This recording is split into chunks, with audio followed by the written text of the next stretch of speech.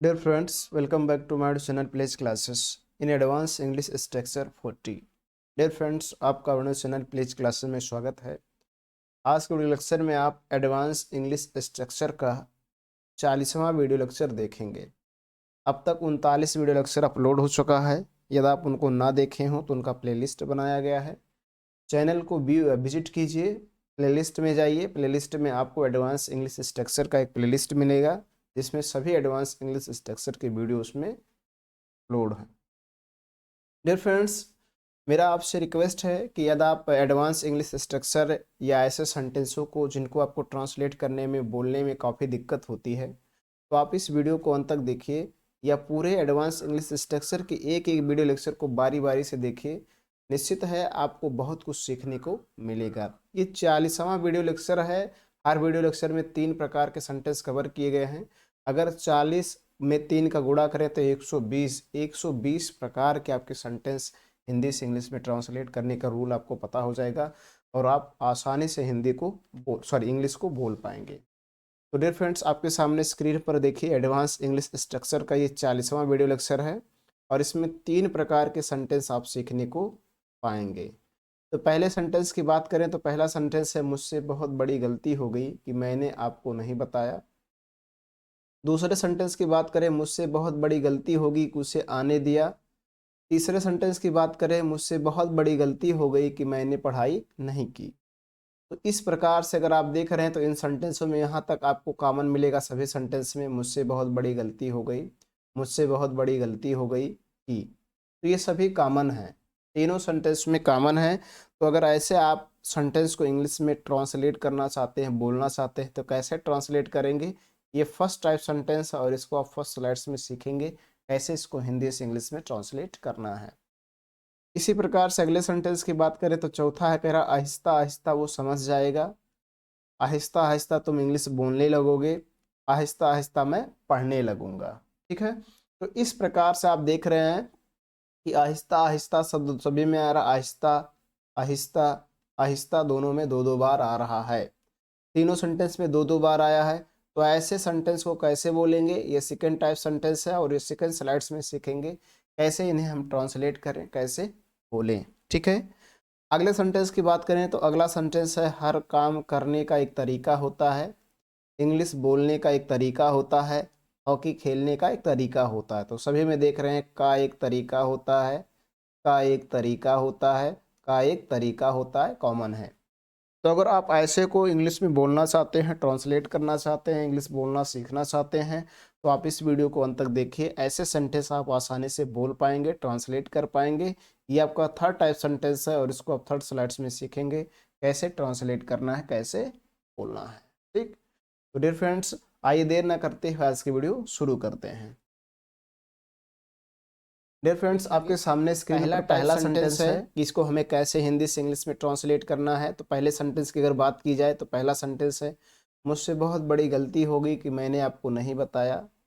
मुझसे बहुत बड़ी गलती हो गई कि उसे आने दिया। मुझसे बहुत बड़ी गलती हो गई कि मैंने पढ़ाई नहीं की। तो इन सेंटेंसों में देख रहे हैं सभी में, जैसे मैंने अभी शुरू में आपको बताया, मुझसे बहुत बड़ी गलती हो गई कॉमन है। तो अगर आप ऐसे सेंटेंस को हिंदी से इंग्लिश में ट्रांसलेट करना चाहते हैं, बोलना चाहते हैं, तो ऊपर दिए गए स्ट्रक्चर के अनुसार आप बोल भी सकते हैं और ट्रांसलेट भी कर सकते हैं। तो एडवांस इंग्लिश स्ट्रक्चर का ये क्या कह रहा है? सबसे पहले आपको यूज करना, I made a big mistake in. तो इतना लिख दीजिए, I made a big mistake. I I made a big mistake in. क्या करना है? इन। अब ये जो देख रहे हैं यहाँ पर नॉट शब्द लिखा हुआ है, ये नॉट अगर नहीं है तो लिखेंगे और नहीं है तो नहीं लिखेंगे। देखिए इसमें नहीं है तो लिखेंगे नॉट, अगर ये शब्द नहीं नहीं होता तो नहीं लिखते। तो नॉट है तो नॉट लगा देंगे। उसके बाद V1 लगाना है। अब बताना, तो बताना का इंग्लिश होता है टेल। अब उसमें आपको ING जोड़ देना हो जाएगा, टेलिंग। और उसके बाद ऑब्जेक्ट आपको, तो आपको इंग्लिश होगा यू। अदर वर्ड है नहीं तो लगा देंगे full stop. I made a big mistake in not telling you. I made a big mistake in not telling you मतलब मुझसे बहुत बड़ी गलती होगी कि मैंने आपको नहीं बताया। ठीक है, इसी प्रकार से दूसरे सेंटेंस में भी कीजिए। सबसे पहले लिखिए I made a big mistake. I made a big mistake, उसके बाद इन। अब देखिए इसमें नॉट नहीं है तो नॉट का यूज नहीं करेंगे। उसे आने दिया तो दिया आने, किसी कार्य को करने देने के लिए तो वहाँ लेट का यूज किया जाता है, आईएनजी लगाएंगे तो हो जाएगा लेटिंग। और उसके बाद ऑब्जेक्ट उसे, उसे की इंग्लिश हिम, और आना, आना की English come. I made a big mistake in letting him come. ठीक, इसी प्रकार से तीसरे को कर लीजिए। तो यहाँ भी लिखिए I made a big mistake, I made a big mistake in. अब देखिए इसमें नहीं है तो नहीं है तो नॉट का लगा देंगे, अगर नहीं होगा तो नहीं लगाएंगे। तो नॉट, पढ़ाई नहीं की तो पढ़ाई करना का इंग्लिश होता है स्टडी, आईएनजी लगा देंगे हो जाएगा स्टडिंग। और कोई है नहीं, full stop. I made a big mistake, I made a big mistake in not studying. मुझसे बहुत बड़ी गलती होगी कि मैंने पढ़ाई नहीं की। तो इस प्रकार के अगर सेंटेंसों को आप ट्रांसलेट करना चाहते हैं, बोलना चाहते हैं, तो इस एडवांस इंग्लिश स्ट्रक्चर की मदद से आप आसानी से बोल पाएंगे, ट्रांसलेट कर पाएंगे। सबसे पहले आपको लिख देना I made a big mistake in. अगर नहीं होगा तो नॉट लगाएंगे, नहीं नहीं होगा तो नॉट नहीं लगाएंगे, फिर V1 लगाकर उसमें आईएनजी लगा देना है, फिर ऑब्जेक्ट, फिर अदर वर्ड। ठीक है, इस तरह से आपको करना है। अब डियर फ्रेंड्स आपके सामने अगला स्लाइड, डियर फ्रेंड्स अगला स्लाइड्स देखेंगे तो अगले स्लाइड्स में क्या है, पहला सेंटेंस कह रहा आहिस्ता आहिस्ता वो समझ जाएगा। आहिस्ता आहिस्ता तुम इंग्लिश बोलने लगोगे, आहिस्ता आहिस्ता मैं पढ़ने लगूंगा। तो आहिस्ता आहिस्ता की इंग्लिश होती है slowly and gradually, slowly and gradually, slowly and gradually. तो यहाँ सबसे पहले यूज कीजिए slowly, slowly and gradually, slowly and gradually. ठीक है, स्लोली एंड ग्रेजुअली। उसके बाद सेंटेंस वो समझ जाएगा तो बोलेंगे he will understand, he will understand, will understand, slowly and gradually he will understand, slowly and gradually he will understand। Aahista Aahista वो समझ जाएगा। इसी प्रकार से दूसरे को करें तो यहाँ भी आहिस्ता आहिस्ता तुम इंग्लिश बोलने लगोगे, तो क्या करो slowly and gradually, gradually, slowly and gradually तुम इंग्लिश बोलने लगोगे। you will start, you will start speaking English, you will start speaking English। ठीक है, उसके बाद full stop, slowly and gradually you will start speaking English. इसी प्रकार से इसको भी कीजिए तो लिखेंगे slowly and gradually, slowly and gradually, slowly and gradually.